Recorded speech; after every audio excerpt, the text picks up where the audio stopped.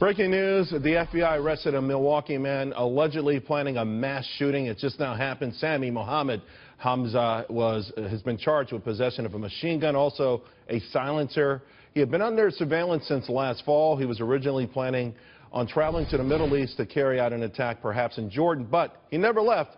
And he continued plotting this mass attack right here in the United States. Back with me, Cathy Taylor, joined by Steve Rogers and Major General Robert Scales. Steve, I'm going to you because you have this sort of domestic terrorism background. You understand this sort of stuff.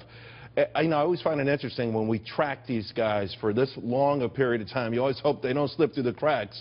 But this is frightening. It's in Milwaukee. He's got a machine gun, and obviously he was prepared to do some serious damage. Well, Charles, I'm sure there are other people involved, and obviously the FBI can't talk about that. But where did he get silencers? Where did he get machine guns? This was a well-financed operation, maybe a one-man operation. I doubt it. There may have been more people involved, and as the FBI continues to investigate, we might find that out to be a fact. Yeah, according to what I'm reading here in the from the United States Attorney's Office in the Eastern District of Wisconsin, some of the things says we want 2 machine guns, we want 2 machine guns, we need 3 silencers. So to your point, there obviously seemed to be more than one person, and perhaps it could have been one of these cells. We're worried about these cells, but again, it also points or underscores how dangerous it is to track these folks, making sure that they don't make or commit some sort of an attack before we nab them. That's a heck of a game of cat and Charles, mouse. they stuck with him all this time, and people need to keep in mind that this wasn't a one-day investigation. This was going on for a long time, so kudos to the FBI.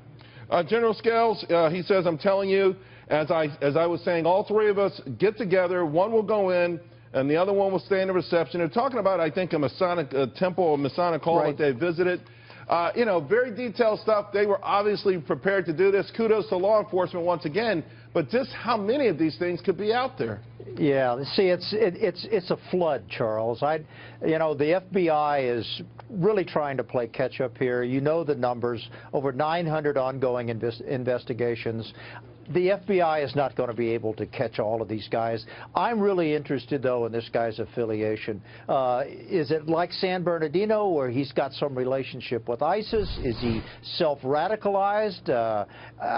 No one really knows. But I have to tip my hat to the FBI, and I have to wonder, when we all go to bed at night, how many more of these 3- and 4-man teams are out there trying to buy machine guns, Charles? All right, guys, I want you to listen to this part of it. Sami Mohammed Hamza devised a detailed plan to commit a mass shooting intended to kill dozens of people.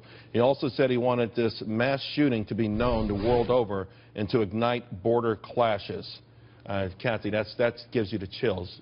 It is chilling, and unfortunately, to the General's point, there are probably a number of these out there right now. When we look at the number of cells just in the United States that are related to ISIS, it is increasing and significant. Having said that, to Steve's point and to the General's point, a lot is thwarted, a lot is stopped.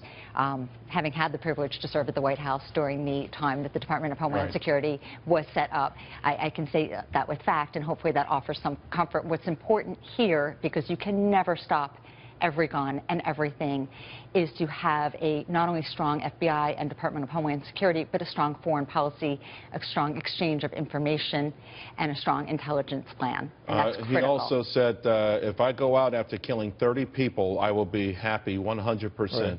100% happy, because 30 will terrify the world, Steve. Charles, what I find amazing, the amount of information the FBI got out of him. I mean, he was talking about closing doors, opening doors, who's doing this, who's doing that. In that information he gave the FBI, he sent the message to all of us, you know what, when we come, we're coming well planned, and we're coming. All right, guys, let's leave it right there.